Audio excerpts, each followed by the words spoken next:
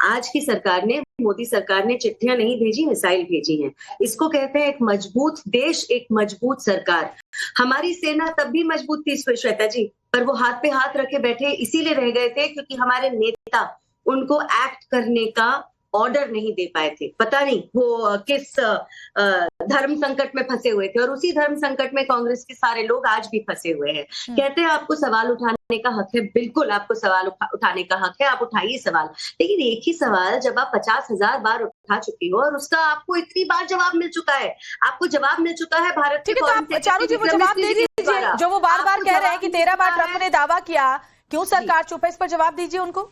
मैं आपको यही बता रही हूँ, ये सवाल का जवाब हमारे फॉरेन सेक्रेटरी विक्रम मिस्री जी दे चुके हैं, हमारे एक्सटर्नल अफेयर्स मिनिस्टर जयशंकर जी दे चुके हैं, हमारे डीजीएमओ दे चुके हैं, हमारे आर्मी के चीफ दे चुके हैं, हमारे रक्षा मंत्री दे चुके हैं। बार बार एक ही सवाल का जवाब सब लोग दे चुके हैं। अब मुझे ये समझ में नहीं आता, अगर कांग्रेस, एक इंग्लिश में कहावत है डॉग विद अ बोन, है ना, इसका मतलब ये आप एक चीज बस पकड़ के बैठ जाते हैं, कौन क्या कह रहा है सुनना नहीं चाहती। ये हो गई है कांग्रेस की आदत, अपनी आंखों पर पाकिस्तान के रंग का चश्मा लगा के बैठे। आपने भी देखा पाकिस्तान के, ये कांग्रेस के प्रवक्ता, गलती से पाकिस्तान शब्द निकला मेरे मुंह से, लेकिन ये भी गलत नहीं होता, कांग्रेस के प्रवक्ता सरेंडर शब्द का इस्तेमाल कितनी आसानी से भारत के लिए कर पाते, लेकिन पाकिस्तान के लिए बोल नहीं पाए। अभिनंदन को छोड़ना इनको सरेंडर नहीं लगा, और केवल अभिनंदन की बात नहीं है श्वेता जी, इस बार भी हमारे बीएसएफ का एक जवान पूनम कुमार को पाकिस्तान ने जब पकड़ लिया था, 1971 में सरेंडर किया था। मेरा अश्विनी जी, वो तो खुद कह रहे हैं कि हमने अभिनंदन के मामले में सरेंडर किया, आपको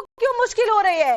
जब वहां के रक्षा मंत्री को मुश्किल नहीं है स्वीकार करने में, तो देश की कांग्रेस पार्टी को क्यों मुश्किल हो रही है स्वीकार करने में? भाई ये समझ से परे है। श्वेता जी, अगर आप तुम्हें करवाना चाहती है तो मैं बीच में बोलूंगी, वरना जब मैं अश्विनी के बीच में नहीं बोली वो मेरे बीच में ना बोले प्लीज।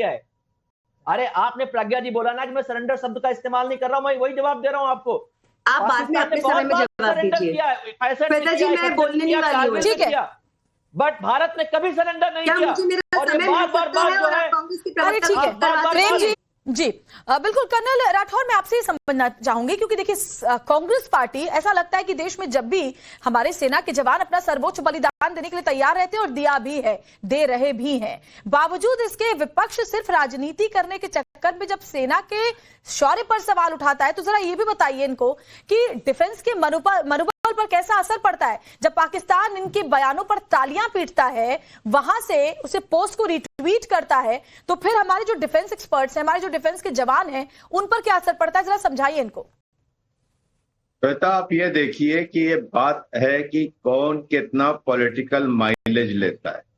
जब ये ईर्ष्या शुरू होती है तो ये सारे विवाद शुरू होते हैं। आपको छोटा सा उदाहरण मैं दूंगा, बेनेट नेफ्ताली जो इजराइल के भूतपूर्व प्रधानमंत्री हैं, लड़ाई के बाद उन्होंने फौज ज्वाइन कर ली है और उन्होंने बिना किसी शक शुबे के नेतन्याहू की तारीफ की। नेतन्याहू के वो विरोधी माने जाते हैं। एक तरीका ये। दूसरा तरीका ये है कि आप जब युद्ध में हैं उस समय आप अगर किसी बयान में, किसी घटना में खामियां ढूंढते फिरते।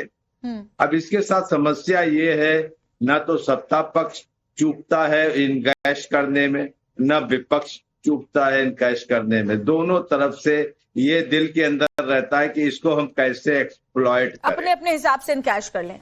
वही प्रॉब्लम है, यही सबसे बड़ी प्रॉब्लम है, जिसकी वजह से इसमें सफरर कौन होता है? देश। इसमें सफरर कौन होता है? जैसा कि आपने कहा, सशस्त्र सेनाएं और उनके जवानों का मनोबल।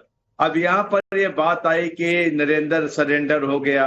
अब ये जो ख्वाजा आसिफ कह रहे हैं, इन्होंने आज नहीं 4 बार कहा है और सेनेट में कहा है। अगर पाकिस्तान की सेनेट की जरा सी भी इज्जत है, जरा सी भी वैल्यू है, तो सेनेट में ये कह रहे हैं कि हमने अंडर प्रेशर सरेंडर किया था अभिनंदन को। और इसके अलावा कर्नल राठौर, देखिए हम लोग लगातार डिबेट्स इसके ऊपर कर चुके हैं, कई बार हमने बात भी की इसको लेकर कि वहां तो संसद के अंदर उन्होंने स्वीकार किया कि भारत ने कहा अंदर तक घुसकर हमला किया, रावलपिंडी, इस्लामाबाद, बहावलपुर, मतलब वहां तक भारत की पहुंच रही है ऑपरेशन सिंदूर के दौरान।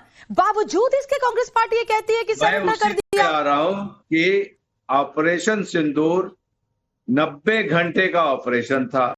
90 घंटे में जो हमने अचीव किया, उसकी तारीफ करने की जगह पे अब उसमें हम छेद ढूंढ रहे हैं। बिल्कुल सही कह रहे हैं आप, बिल्कुल। निवान शर्मा जी, समस्या है ऑपरेशन हमारी। सिंदूर जिस तरह से टारगेटेड अचीवमेंट के लिए तारीफ होनी चाहिए, अरे मत कीजिए सरकार की तारीफ, कम से कम हमारे जवानों की तो इज्जत रखिए, उनकी तो तारीफ कीजिए। उसमें भी आप नुक्स निकाल रहे हैं, उसमें भी आप कह रहे हैं कि सरकार ने सरेंडर कर दिया।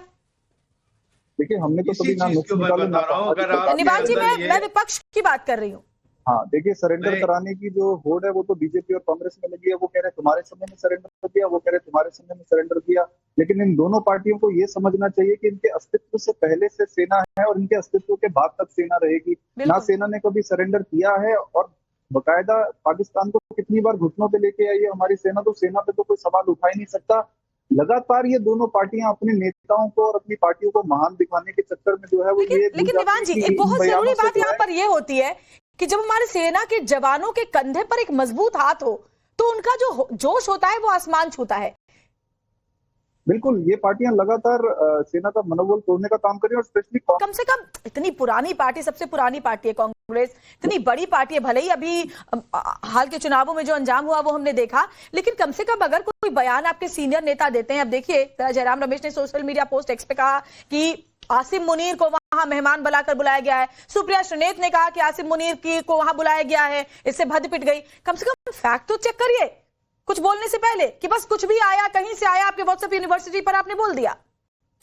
श्वेता जी, बोलिए। पहले तो मैं एक चीज बहुत करेक्ट और बहुत रिस्पॉन्सिबिलिटी से बोल रहा हूं कि कांग्रेस पार्टी या देश के किसी भी नागरिक ने सेना पर कभी कोई सवाल नहीं उठाया। और जब ऑपरेशन सिंदूर हुआ, नहीं, मैं पहले उस बात पे जवाब दे दूं, क्योंकि आप जो है एक नैरेटिव चला रहे हो कि हम बार बार मोदी जी के कारण सेना पर सवाल उठाते हैं। ऐसा नहीं है। सेना हमारी हमेशा से सशक्त थी, सेना पे कभी सवाल नहीं उठाया। और जब ऑपरेशन सिंदूर हुआ, हमने अनकंडीशनल सपोर्ट भी दिया। उसके बाद जब अनकंडीशनल सपोर्ट दिया, नहीं, जब सीज फायर हो गई उसके बाद हमने जवाब दीजिए, सीज फायर हो गई उसके बाद हमने जो है, मैं आपके सवाल का जवाब देता हूं। पहले मुझे आपने मुझसे सवाल पूछा श्वेता जी, मुझे जवाब दे दीजिए, फिर आप 4 रुपए का फेक न्यूज पे बोलूंगी, पहले इस पर जवाब ले लेती हूँ। श्वेता जी, ऐसा है कि अब मैं आखिरी बार अश्विनी जी से रिक्वेस्ट कर रही हूँ, मैं किसी के बीच में बोल नहीं रही, मेरे बीच में ना बोले, ये डिबेट करने का तरीका नहीं है। जो अभिनंदन की बात पर अटक कर अभी भी साफ तरीके से बोल नहीं पा रहे, मैं उनको याद दिला दूं, इस बार भी बीएसएफ का एक जवान जिसको पाकिस्तान ले गया था, पूनम कुमार, भारत सरकार उसको छुड़ा कर लाई है। आप लोगों ने क्या किया? देखो, अब सरेंडर की जब बात करते हो और बात घुमाकर ये कहते हो कि आपने सेना पर सवाल नहीं उठाया, सारी प्रेस ब्रीफिंग सेना ने करी थी, सारी की सारी।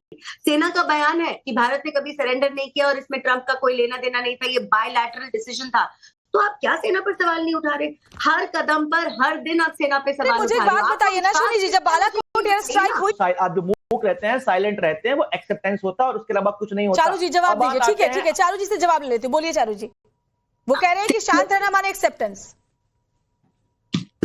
देखिए, बात ये है कि जब हमारे सेना के चीफ ये कहते हैं भारत का जो ऑब्जेक्टिव था वो पूरा हुआ, हमने 100 से ज्यादा आतंकवादियों को मार गिराया, हमने 11 एयर बेसिस एक ऐसे देश के अटैक किए जो न्यूक्लियर पावर्ड है।